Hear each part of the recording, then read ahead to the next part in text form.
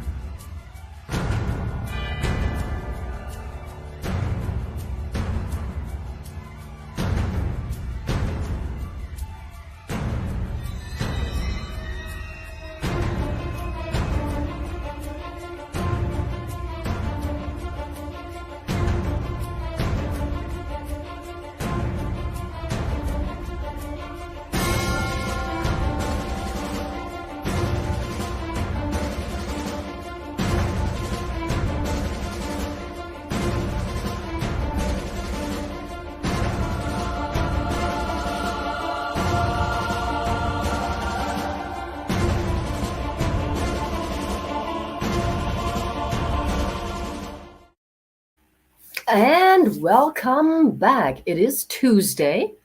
It is another Tuesday because, as you know, right now, for the rest of this year, we're only meeting twice a month. And today is one of those Tuesdays where we are meeting, where I can bring you a guest, information, interesting insights, and facts that you may or may not have been aware of. But as you know, here on the Dr. Natalie Show, one of my main focuses is to bring you guests that you can see not just different ways of thinking, but also meet people that might not always be in the limelight, or those who have had a journey just like you and I have had.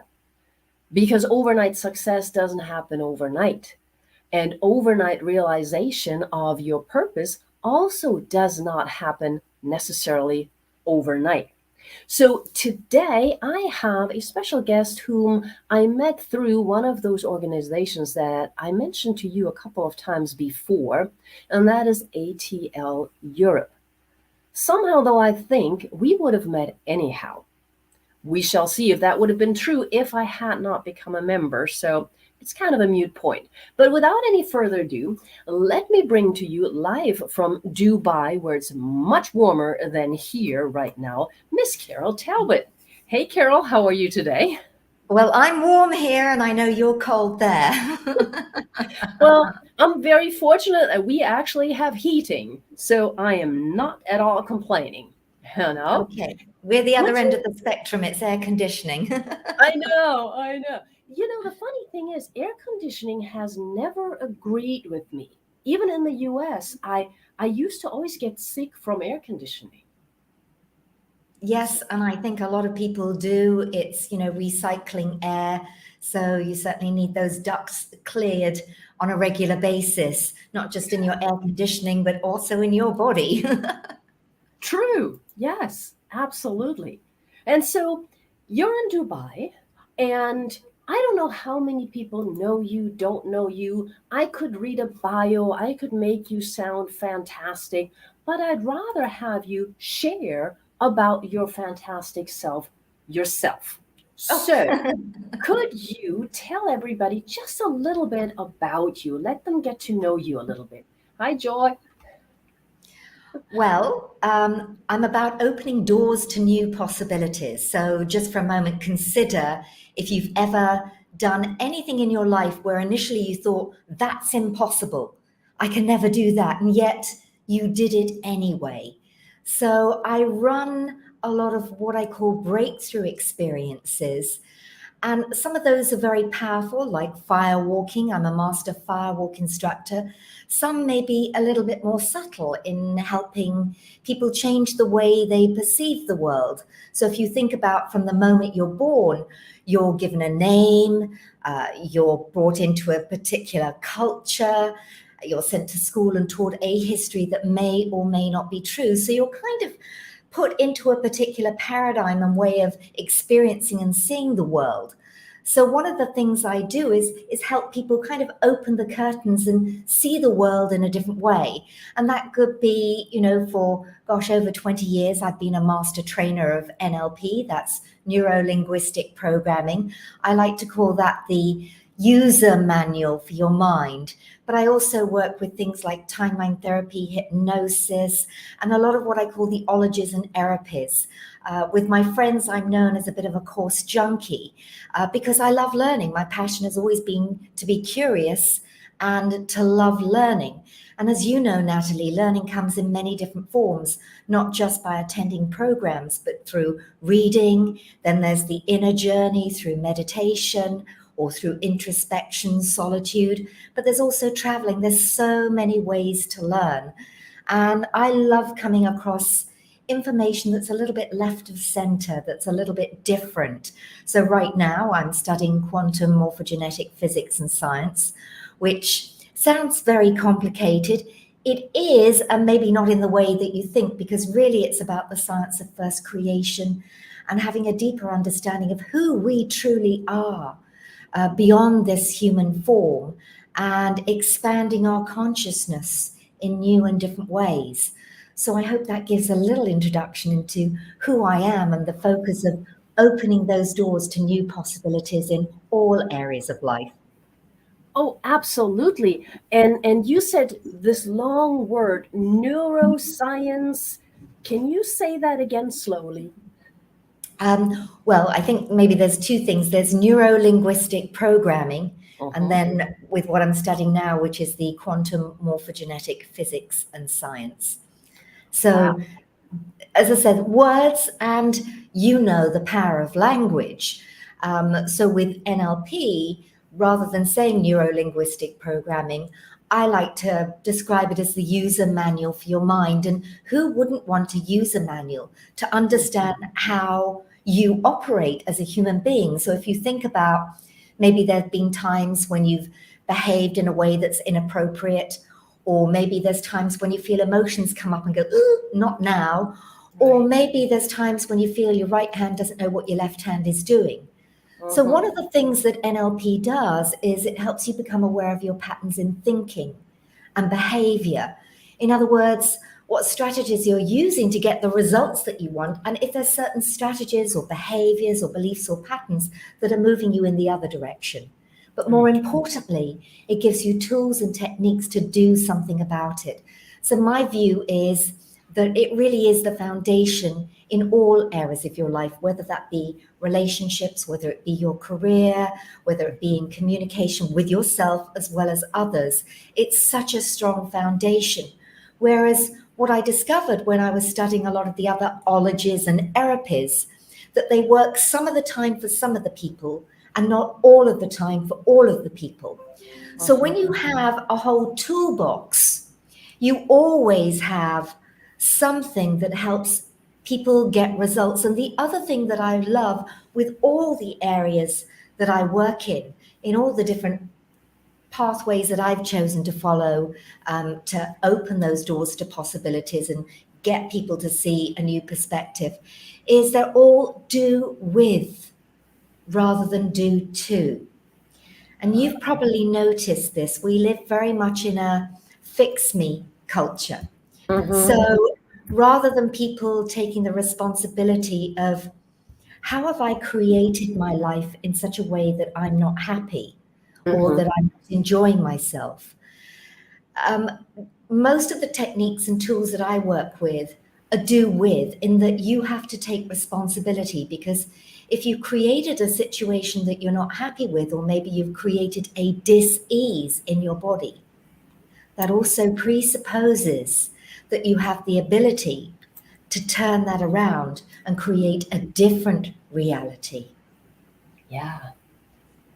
And I love the do with versus the do to, because a lot of people, like you indicated, they always say, or they often say, life is happening to me. I have no role in it. I can't control anything. I have no choice. And here you are talking about possibilities. So, for a moment, what do you think about the word choice? Do we have a choice or not?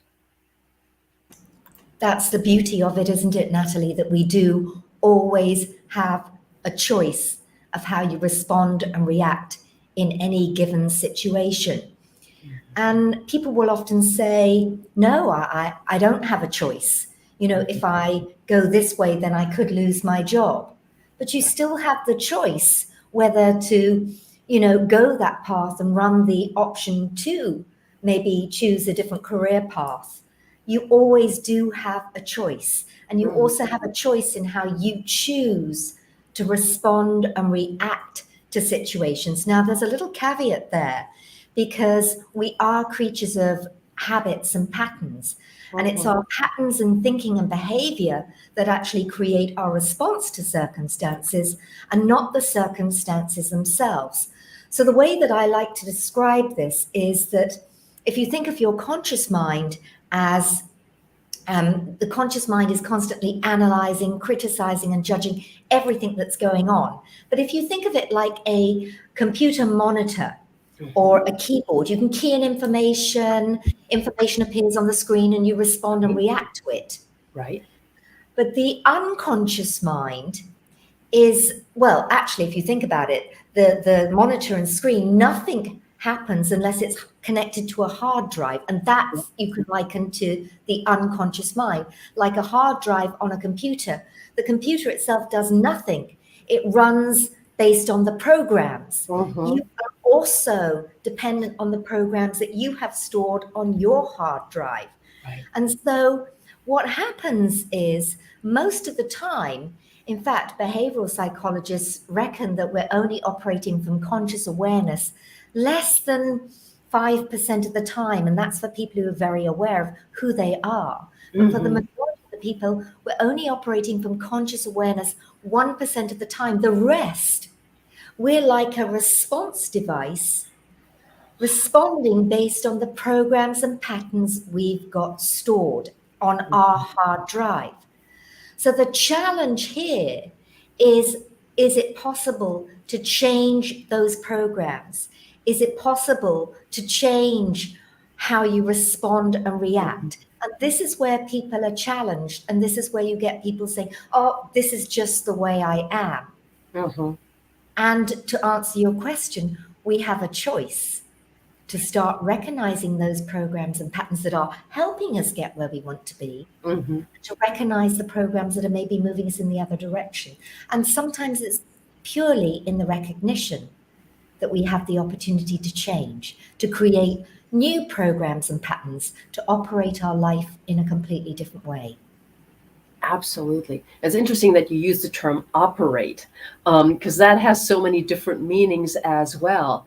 Um, the way that you're talking, and I remember when we were just recently in Amsterdam together, your talk as well reminded me of the neuroscience summit that we here at the Los Angeles Tribune just had recently, because when you're talking, you're very well versed not just in NLP and the physical aspects, but you also talked about what happens in the heart, and to put it in my words, how the heart can think. And so that all, reconnected me with that big event that we had. So, why do you think, or how have you found out that the heart can think? If that's a fair question to ask. Well, I mean, there's loads of research available now from the Institute of Heart Math, which I'm sure many of your viewers have come across. I like to think of it that, we forget that we are just filled with intelligence. And of course, most people consider that intelligence comes from the brain.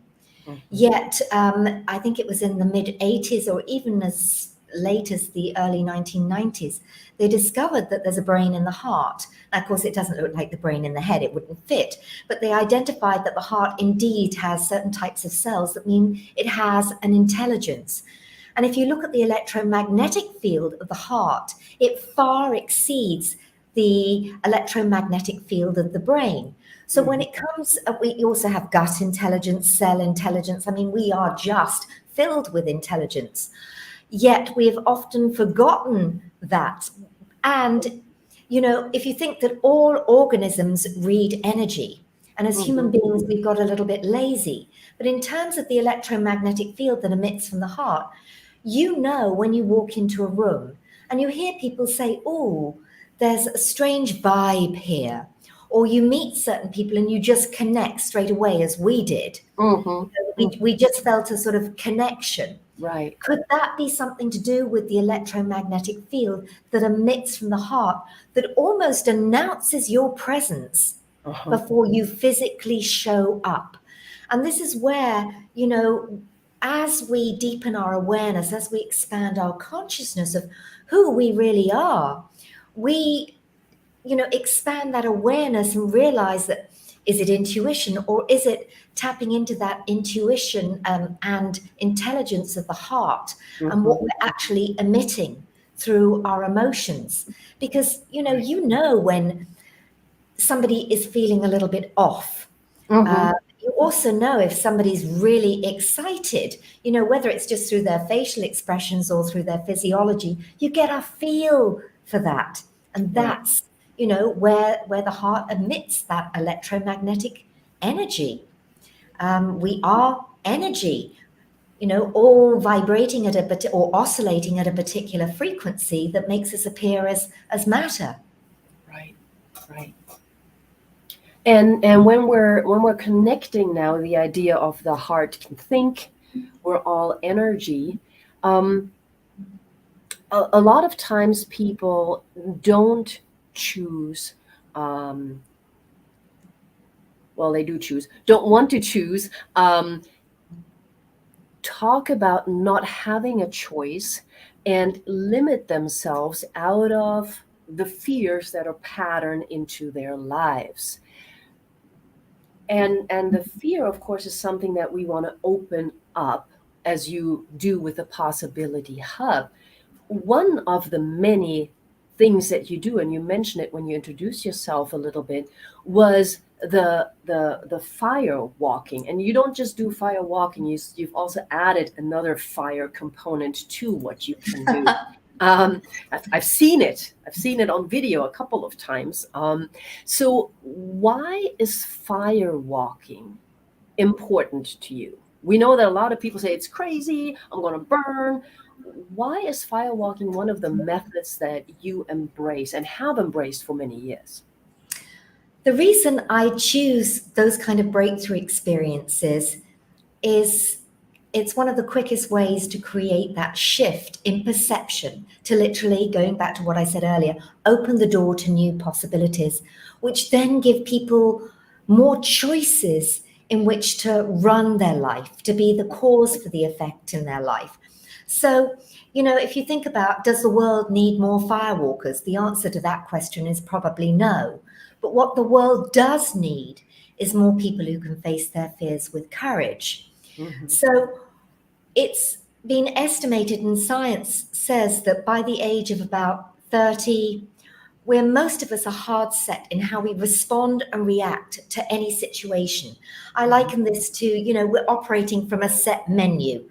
We only use so many words from a vast vocabulary. We operate from the same emotions, which means when we come to any experience, we're just kind of like operating from a set menu. We know how we'll respond and react. In other words, your neurological connections are hardwired to wire and fire in a specific way, that response reaction in any situation. So when people come to a situation like a firewalk, they've got no neurological connections, wiring and firing, to know how to respond and react. There's nothing on their set menu. There's nothing on their own hard drive of how do you respond and react, you know, to fire. And for most people, what we've been taught and told is if you go near fire, if you put your hand in fire, if you step on fire, you're going to get burnt. Right. Yeah. Well, remember what I said, from the moment we're born, we're given a name, placed into religion, sent to school, taught a history that may or may not be true, and then we're tested to make sure that we get it right. And if we get it right, we're the star of the class, and if we get it wrong, we're the dunce of the class, and that can form a pattern that colors our whole life. Mm-hmm. So by doing these breakthrough experiences where people come to the table and it's like, that's impossible, I don't think it can be done. Yet within the space of a few short hours, they find themselves walking across those coals completely unharmed. Mm-hmm. Then it opens the door and begs the question, if I can do that and I was taught that it's impossible, what else have I been taught and told that is not true? Maybe I've been taught and told that it's impossible to heal yourself. Mm-hmm. What if that's not true? Maybe I've been taught and told that you have to work hard if you want to be happy and wealthy and wise. Mm-hmm. What if that's not true? Mm-hmm. So what breakthrough experiences like this do, and there's many different forms, is it creates new neurological connections. Mm-hmm. One of the other areas that I'm fascinated with is breatharian. I'm actually due on a dark room breatharian retreat next year. I was due on it several years ago. And again, we've been taught and told that you cannot live without food and water. Mm-hmm. And yet, at this point in time, there's over 200,000 breatharians living on prana, living on light. So, science has already proven that it's not actually the food that nourishes us. Mm-hmm. It's something that we've got used to. So all these breakthrough experiences, whether it's fire, whether it's board breaks, whether it's becoming a breatharian, whether it's fire eating or fire breathing, it gets you to start thinking differently, which going back to your question about choice, it gives you more choice in your life. You're not working from that set menu and that narrow paradigm. It just opens the doors. Mm-hmm. Not only that, but, fire has been used as a transitional tool in so many different cultures. So fire walking's not new, Natalie. It's been around for thousands and thousands of years, sometimes used as a rite of passage, sometimes used to gain energy. So who doesn't love sitting around a campfire and sharing stories? There's something really magical about the flames. In many traditions, it's like, if you're around the fire and putting maybe sage or tobacco into the fire, it's like the smoke takes those dreams up to the ethers, into the heavens. So there's many metaphors around the fire. Plus, I'm an Aries, I'm a fire sign. Of course. And I was going to ask you a question, but we have a comment that I'd like you to respond to. So walk the cold, okay, but live solely on air is jumping the shark. So explain the breatharians for us. Okay. It's not a path for everyone. I mean, if you think about it, food and drink is a very social part of our life, and it's also a habit. But, one of the things that I'm always been fascinated with is I love reading and coming across extraordinary information. So if you read, say, the books from Bertie Spalding, these are very old books. They're called The Life and Teachings of the Masters of the Far East. And it tells a story, there's 6 volumes, it tells a story of a group of 11 scientists who traveled in the late 1800s to the Himalayas and to Tibet to spend time with the masters of that area. And they did meet the masters, but during that time they witnessed amazing feats of walking on water, manifesting feasts out of magnificent food out of nothing, being in 2 places thousands of miles apart within literally seconds. And the question I ask is are these just phenomena for the masters, for the gurus? Mm-hmm. Or do we also have the opportunity to start creating those phenomena? And it's purely because we've been told and taught that we cannot, that we've been placed in this narrow paradigm, this set menu, that we Mm-hmm. don't believe those things are possible. So I'm certainly not here to explain to or persuade anybody to certainly go without food or water, because can it be dangerous? Absolutely. But a Yeah. large degree of making that transition is to have the belief that it's possible. And I Mm-hmm. know because I fast quite often, and I know when I've done, say, a 9 or 10-day water fast, your body actually, after 3 days, goes into something called autophagy, which Mm-hmm. means it starts healing itself. So if you think about when you're unwell, you don't want to eat. It's Right. your friends and relatives who say, oh, you need to eat, you need to eat. Yeah. But actually, your body needs to rest from digesting food or drink so it Mm-hmm. can get on with healing and doing what it does best. So, having, as I said, been on an extended water fast, I knew that, the longer I went, the more energy, the more vitality I had. Mm-hmm. And it's not a pathway for everyone. I would recommend that our listeners think about looking at the books of Jas Maheen and the work of Jas Maheen. She's based in Australia and is probably one of the more modern day and more well-known breatharians. She has lived without the need for food for maybe nearly 30 years now. It doesn't mean that she cannot eat. Mm-hmm. It's just that she can live without the need. Now, again, another metaphor for that would be, what are you really hungry for? Mm-hmm. And we're hungry for success. We're hungry for being loved. We're hungry for relationship. We're hungry for friendship. We live with so many hungers that are not resolved. How many of those hungers do you supplement with food or Mm-hmm. drink? Yeah. I love that example because sometimes when we're upset or when we're stressed, what do? We eat. It's Totally. like that gallon of ice cream. I normally don't eat a gallon of ice cream, but today I need it because, man, that person really upset me today. I got triggered, right? So then I'm like, okay, let's calm down. Or when we're going for 2, 3, 4 days without much sleep, then we also think, I need to feed the body. I need to feed the Yes. body. While, as you're pointing out, we know that there's a lot of stuff in the food that we consume that is not necessarily good for us, even if we buy everything biodegradable, bio this, bio that. There's still stuff, even if we plant it ourselves. So and how we cook it, of course, is also very, very important, just to think about.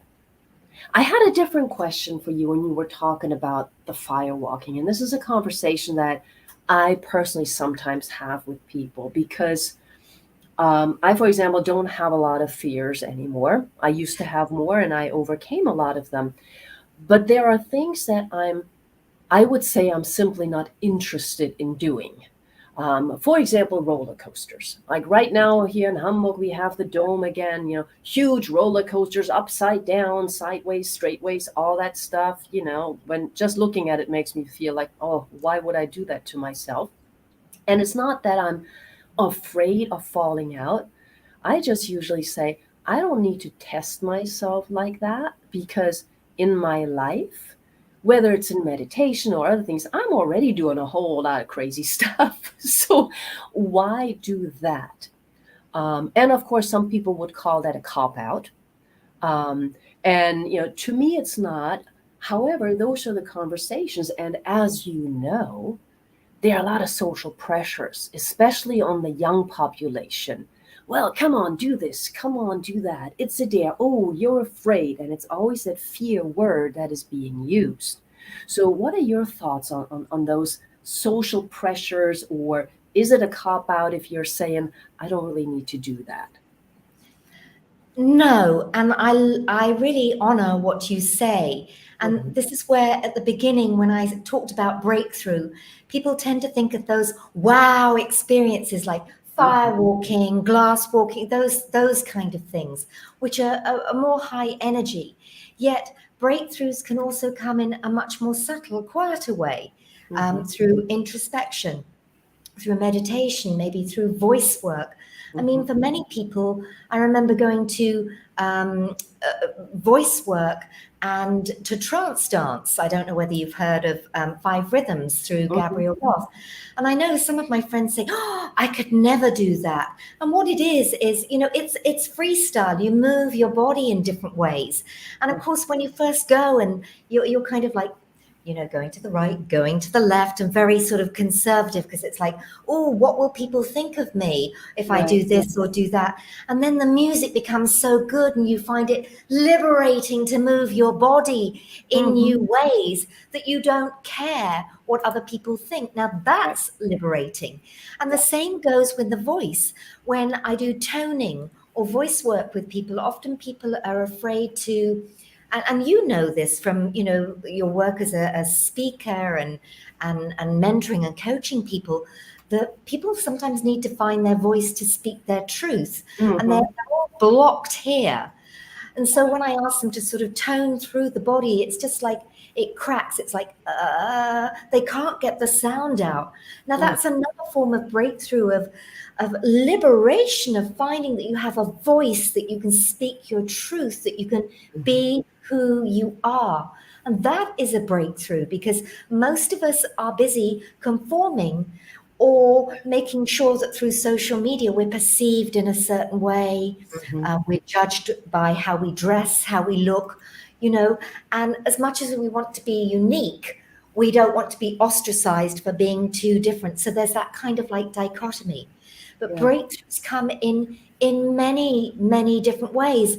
Another way that I looked into in a course that I did that was so interesting, and I'm looking at going deeper, is EOV, which is extraocular vision.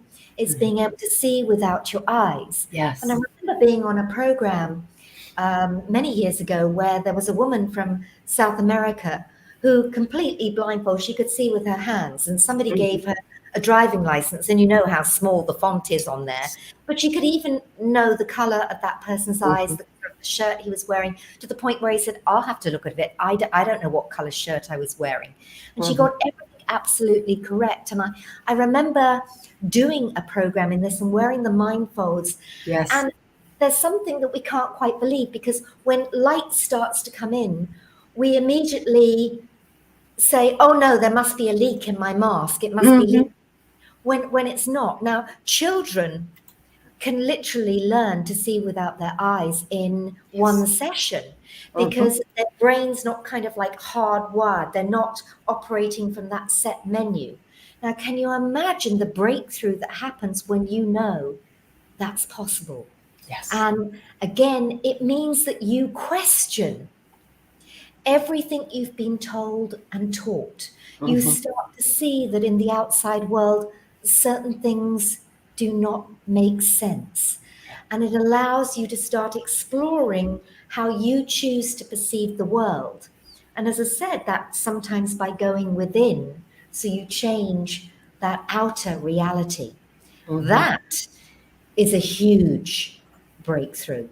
Yeah. So Awesome. going to your point, do you need to go on a roller coaster? Do you need to, you know, everybody is different and we're all unique. Isn't that the beauty of finding your path? You know, for some people, it may be plant medicine. For some people, it may be to walk and go and do the Camino. There are so many beautiful ways that open to those new possibilities of who you really are, and you know, the genius, the brilliance of who you are. I feel we've been made smaller and smaller and smaller, and I want to create that expansion of consciousness to be more, to see more, to be more than you thought you could be. Yes. Because we have been limited. I mean, social conditioning helps us to get, this is the word that comes to mind, streamlined. Yeah. How do we function? How do we operate in society? And I want to talk more about this and also get to some of the comments. Funny enough, last show I had two people on, David and Rob, and they do something that's called "Go Beyond the Illusion," which is very similar to what you were saying, as well as a number of weeks ago, Carolyn Corey, of course, was Superhuman. Yes, And yes, that's what you're absolutely. talking about, right? Yeah. Yes. I'm going to have to take a teeny tiny break, and then we'll come back and we'll pick it back up. So everybody stay tuned for about 40 seconds.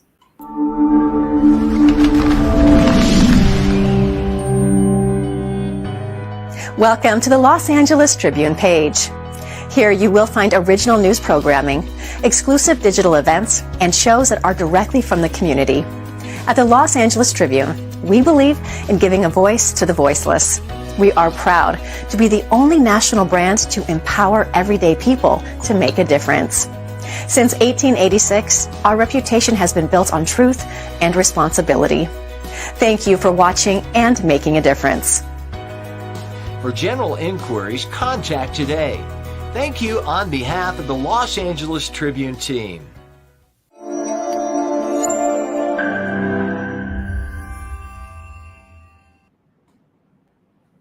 And we're back with Carol Talbot, and we're talking about possibilities. We're talking about breakthroughs, fire walking, ending limitation. And we've got two questions from the audience. One is, do we require a level of acceptance to allow possibility to come in? What are your thoughts on that? I would say it's more about trust and faith, to be open. That, as I said, I go back always to that, be open to possibilities and question, what if what I was taught and told are not true? Mm-hmm. The word acceptance means accepting yourself as is, usually. And as I said, I believe we are truly brilliant, that we are those masters, those gurus, those geniuses. And it's just the opportunity to tap in. So do I want to accept, yes, who I am now, but I also want to accept the possibility that I'm so much more. Yeah, I mean, after all, we are all divine, right? So, with that, what is there that we cannot do is really the question. I love your answer. And Joy has a question. She's actually saying she is confused. Why would one use air conditioning if one mastered mind over matter? Okay. In other words, why do I need heating in -3 degrees? Good question. What are your thoughts on that, Carol? It's an interesting question. And I go back to, one of the questions that is often asked of breatharians. Do you take vitamins, minerals, and supplements? Because is the body depletive of those? And the answer to the question is no, because you are feeding your body in a different way. So you're quite right. Should it be possible for you to adjust the temperature of the body? And one of the reasons that we feel uncomfortable in a temperature being what we perceive to be too hot or too cold is the inner temperature of our body compared to the outside. There's a big difference. As soon as we can match the outer and inner temperature, then we feel comfortable. When there's a big gap, we feel discomfort. So this is where perhaps as human beings, we have got a little bit lazy in terms of utilizing what's available to us, like air conditioning or heating or, packaged food, or because we feel it's made our life simple. But in some ways, the question to ask here, has it really taken away our own abilities to be in control of a situation and to impact and influence a situation. So there's some questions to certainly ask there. What a lovely question and thought to have asked. Thanks for that question. Well, I think it's also, if we train ourselves, and we have seen it, we do know. I mean, I know people who, when I think it's cold, walk around in shorts, which is almost a simplified example, but they have trained themselves or accustomed themselves, or they do things differently. And I think, I don't remember the name, but there have been two people who have exemplified that, where they were in the very, very ice cold weather and created enough body heat while walking around in shorts. And then they would go later on into very, very hot areas like Dubai, for example. And again, they would be able to cool their systems down. So it seems to me, thank you, Wim Hof. Thank you, David. Yes, I was just going to say it's Wim, Okay. Wim Hof. And again, his stuff, his work has taken off in a phenomenal way, because again, it's giving people mastery over who they are, mastery over their body, mastery over controlling the temperature of their body. And again, what has it done? It's helped people ask questions of, is this possible? And if they do it and find it is possible, it's like, what else is possible? So again, opening those doors to possibilities to be more than you thought you could be. Yeah. Amazing example of, the human spirit. And I also think, I know whenever I'm in England and having lived overseas in a hot country for a long, long time, I do feel the cold. And yet I know that if I do a yoga, if I do a number of sun salutations, the heat that can build in my body in such a short amount of time is phenomenal. And it's not through running or jogging. It's through, a very simple flowing vinyasa that gets the energy in my body flowing and moving in a different way.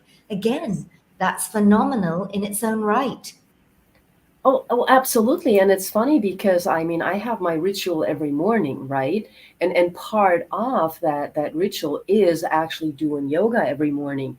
And right now, I think it's a bit cold, but the minute I start going, it changes. It absolutely changes because you get warm, your breath is connected, everything connects. And I think that's when you bring your whole body together, of course. Having said that, we can master a lot of things and we can push ourselves to the limits. You keep studying, and of course, I love studying too. I always consider myself a lifelong learner. Some people get stopped by studying. They use studying, they use learning as a way to not act.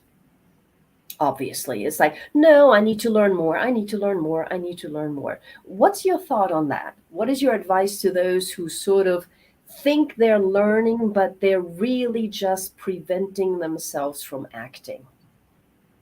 Look, we are all different. However, my view is everything on this planet is either growing or dying. Which side of the equation do you want to be on? And for me, it's growth. I'd also go back to the point that learning comes in many different ways. Learning can come through being in relationship or friendship with others. Learning can be done through traveling or exploring, can be done through reading. It can be done by watching a documentary. It doesn't mean literally you have to go on programs. But if you think about, we are all, the one thing that is constant is we are always changing. Our body cells are constantly growing and dying. The body that you have now is not the body you had last year because the cells are constantly being renewed. So, you've probably experienced this when you're working with a client. They say, no, nothing's changed. All we are is change. It's just that many people do not recognize that there has been a shift or a change because we get so used to seeing ourselves in maybe the same form, the same clothes. But if you think about, maybe you see a friend that you haven't seen for years, or they see you and they say, gosh, you look so different. And you think, I look the same.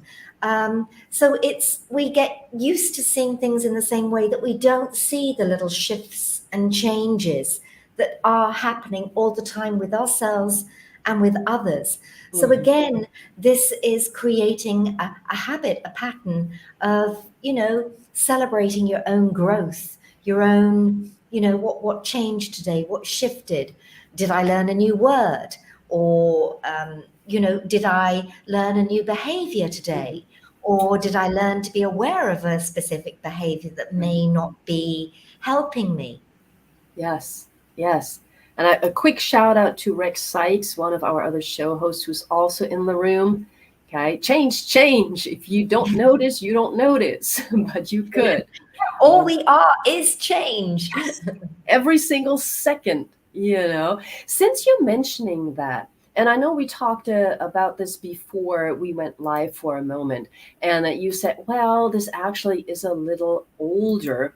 However, you have a book in addition to all the other works that you have and do, and the programs that you have. And this is called The Divine Genius. You, the Divine Genius.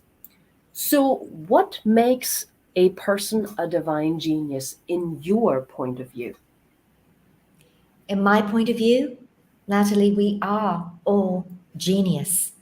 Going back to what I said, we have the brain in our head, we have heart intelligence, we have gut intelligence. So your stomach's going to grumble and growl, or maybe tell you when something's off, right down to cell intelligence. Even a single cell has the ability to repair itself in unforeseen difficulties. Not only that, your cells hold the blueprint for who you are physically, mentally, emotionally, and spiritually, which means, going back to growth and learning and change, as you grow and learn, your cells are constantly being updated. Now, and then you think of the billions of neurons wiring and firing inside of you, that is pure genius. Now, if you put that together with all the people that you surround yourself on a regular basis, then you've got billions and billions of neurons wiring and firing. You've got hundreds of brains and hundreds of different types of intelligences available to you as a resource.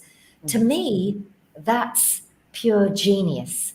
The question is, how are you going to utilize that genius? And as you know, I often speak about, that's what's within our physical form. However, we all know that we are more than this physical form, that we have a light body, a dark matter body, the spirit body. And if we look from our step down from source and we go into the primal sound and light fields, we get the rishi, the ascended master levels. And then a portion of our consciousness is projected into the avatar level. That's the size of suns in terms of consciousness. And then we project portions of our consciousness down into the oversoul level. Then portions of our consciousness are projected down into the soul level. And the soul projects portions of its consciousness down into the incarnate level, right down into the probability level. So the incarnate and possibility probability level is where we are. So we hold a portion of our consciousness, but it also presupposes that portions of our consciousness are stationed at different levels of identity and in different harmonic universes or dimensions. Again, the question is, how do we start to become aware of those different levels, and so that we can expand our consciousness and awareness and hold more portions of our consciousness. So repairing what they often term as junk DNA, but I like to refer to it as intron DNA, because intron means possible DNA. It opens the door that it's not junk, it's got possibility. Yeah. So when you start to open that, it's magnificent into who we are. And also in terms of the mind, the unconscious level, the superconscious level, and being able to start to tap into all of that. We are truly magnificent, and it's time to break out of the paradigm, the limited paradigm and boundaries that we've placed around ourselves and that we've allowed culture, religion, and society to place on us, and start questioning more about who we truly are, and for why the reason the veil has been pulled down, that we're not able to remember who we are. So this goes a little into what I like to call the hamster wheel. Yes. Many people believe in reincarnation. And if reincarnation is meant to be a pathway for growth, ascension, as most people like to call it, although for me, most of the stargates for ascension are compromised, so it's inscension, the path inwards, is a far quicker way to evolve. But that means that if we're looking for growth through each lifetime, and people say, the purpose of your life is to grow and evolve, then how come when we make that transition of consciousness, we're then turned back in and down comes the veil of forgetting? That to me is not evolution. If you are not able to bring the lessons and learnings from previous experiences, that's a prison where we're more on a hamster wheel, just going round and round and round. So the question here, and this is a lot with the studying that I'm doing at the moment with quantum morphogenetic physics, is understanding the science of first creation, understanding the science of our DNA, and how we truly evolve and get off this prison planet and evolve the way that we were designed to behave, to get back to the true human experiment that we were before we were tampered with by so-called digressed races, amongst other things. So to me, going beyond that veil. Right. Going beyond the veil. I like that. And you just mentioned so many things, I put in the comments: ascension, ascension, reincarnation, and of course the bodies and the system, how you explained it. That requires a lot more depth. And of course, I recommend that people do go to the Possibility Hub. Since time is always short in these, I do want to bring it back a notch. Even though we could stay in this topic forever, maybe we should have started there. Bringing it back a notch is also not the right phrase. However, a lot of the viewers now or later are in business. And a lot of people right now hear also all the discussions about narcissism, being egocentric, and yes, you're supposed to toot your own horn, but not too much. What's the balance and all of that? So when they hear you are a genius, they're like, well, how far do I take that? And so I know that part of what you do is also helping people in business, for lack of a better term, and that possibility, or being open to possibilities, actually means that you can increase your overall impact, which supposedly is what we're here to do. So what is your advice for those who are worried about being considered narcissistic, egocentric, too full of themselves? How should they best deal, or how could they best deal with saying, I'm genius, I'm divine, which some of us do say from time to time? What's your advice? That's such an interesting question, Natalie. Excuse me, because there's a nice dichotomy there. Because, of course, we've been taught and told that if you brag about how brilliant you are, that you're boasting and you're egotistical. Mm-hmm. And we've been taught and told that it's wrong to say, I'm intelligent, I'm this, I'm this. So are we actually keeping ourselves small? Mm-hmm. And then on the other side, there's something to be said for being humble.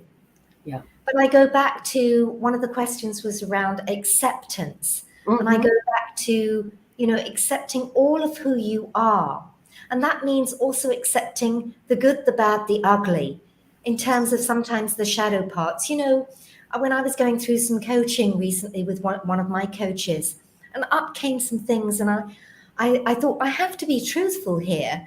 And I did think, she may not like me when I say this, because it's a part of me that we are scared to say, actually, I have nasty thoughts sometimes, or I can be bitchy sometimes. Yeah. And so we deny these aspects of ourselves. And I have one person, and he uses a beautiful set of cards. He's not a card reader. He's a very good coach, but he does shadow card readings. But it's it's always so interesting when he pulls some, or we look at the cards, because of course my view is I always look at the bright side of life. I think, oh, they're lovely. But then he opens a different aspect of it. And I think, So again, going back to that self-acceptance, are you willing to accept all of you, the good, the bad, the ugly? And are you prepared to share that and be vulnerable? That there may be aspects that you dislike about yourself, and there may be aspects that other people dislike about yourself. But what that means is you're being authentic and true to yourself. And let's face it, most people out there are not being authentic. They're not being true to themselves. They want to portray themselves as something that they're not, so that they can be famous or that they're perceived in a particular way. And I always think of one particular person when I talk about this, and some people love him, some people hate him, but he illustrates a particular point, and it's David Icke, and he's often perceived as a conspiracy theorist. Now, in England, this is a long time ago, over 20, 30 years ago, he was very famous as a commentator, very well respected, but his life, and he always says he has no choice, that his intuition, his guidance moved him in a different direction, and he had to speak from his truth. He was ridiculed mercilessly. So was his family, so were his children. But to date, he cites that as one of the most important experiences of his life, because he really doesn't give, excuse my language, he doesn't give a shit about what other people think. And in all his books and lectures, he always says, you don't have to trust me, you don't have to believe me, go and do your own research. But it isn't time to start trusting your own feelings about whether the electromagnetic field you feel from others is making you feel good or making you feel bad, knowing who you need to surround yourself with. So are you prepared for that kind of onslaught that David Icke had? But he said, being that vulnerable led him to be who he truly is, to speak his truth, because he doesn't care what anybody else says. He knows he's speaking his truth. Are you prepared to do that? And that's quite a leap of faith. That is quite a leap of faith. When you do, though, the liberation that comes from being who you truly are is incredible. And no, you're not going to be everybody's cup of tea. Nice British expression there. And you can know that you're true to who you are, and you can accept all the aspects of who you are rather than reject certain aspects of, oh, I don't want to be like that, reject it. You can start to embrace and discover more of who you are and less of who you're not. And when I'm working with people, I always say, wouldn't it be lovely to be more of who you truly are and less of who you're truly not? Yes. And that is believing in the possibility, of course, that you are more than, that you can be more than, that you are actually not limited in any ways. And whether you use fire walking for that, NLP, hypnosis, breath work, a course in quantum physics, a course in whatever, I think it's just pushing the boundaries to then lift the veil back up, right? Totally. And perceive the world and to perceive yourself in a different way. It all comes down to perception. And that takes a lot of introspection, as well as possibly help from the outside, guidance from the outside, because as human beings, I do believe that we're not always 100% clear. We do sometimes have an agenda, but if we slowly work on that, fascinating. So that's where, when you're triggered by someone else or by something in the outside world, it offers a tremendous opportunity to ask yourself, for what purpose was I triggered? What has that ignited in me that maybe is not yet dealt with or healed, or has remained hidden? There's always more. Hence the growth, the change, the expansion. And hopefully then, and I have to say hopefully because of my recent experiences, hopefully when you realize you've been triggered, you do the introspection, you do work on it, you open your mind and you deal with it versus getting triggered over and over again and realizing, oh, I got triggered. Oh, I got triggered. Oh, I got triggered. And isn't that the beauty of working with people like yourself, or working with some of the most wonderful people that are available in the world to help you shine? That they can often shine a torch. You know, when you have a problem or an issue, it's like you're just seeing a TV screen. You can't see anything else. But, you know, our work is to take a torch and shine the torch in different areas so people see different possibilities. And if you think about what's bigger, your problem or your challenge in the world, and everything in the world, everything in the universe that's not your problem, that's not your challenge. And of course, it's the latter. So often it means that when you do take that initiative to work with somebody else, they can take a torch for you and shine it up in different ways to highlight different possibilities that you never would have seen yourself. Yes, beautifully said. So thinking about possibilities that include the mind, the body, the spirit, the business, learning, speaking, mentoring. How can people best get in touch with you? Probably through social media or through the Possibility Hub. Or email me at carol@thepossibilityhub.com. On that website, there's also a free 11-day Mind Power program. There's also a program which goes with the book, You, the Divine Genius, to start opening you up to new possibilities. And again, I love these kind of conversations. I find them very deeply rich and nourishing, and I know you do too, Natalie. So I encourage people to reach out for those deep and nourishing conversations and share. I love to hear from people.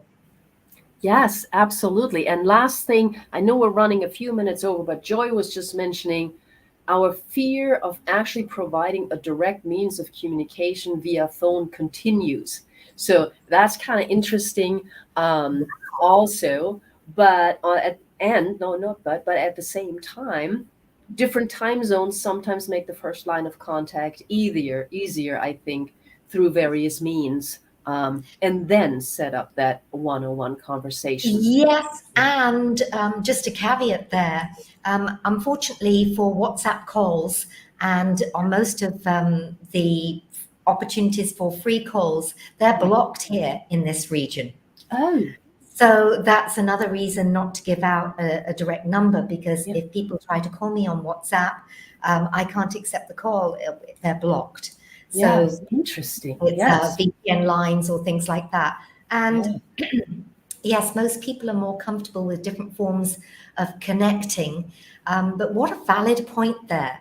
What a very, very valid point. And it's also one of the reasons that I'm cautious about the metaverse, because it almost means that we're in a simulation within a simulation and getting further and further away from those connections of seeing people and a good old telephone call. Yes, how wonderful. Thanks for reminding us. And I still enjoy those telephone calls. I have the benefit of actually teaching my daughter not to use all those other means, but to actually call me on the phone. I mean, nowadays it's cell phones, but it's like, okay, cell phone number, And there are also, I think, a few other things that we need to keep in mind when we're giving out our phone numbers. I think the first contact has to be energetic in so many ways.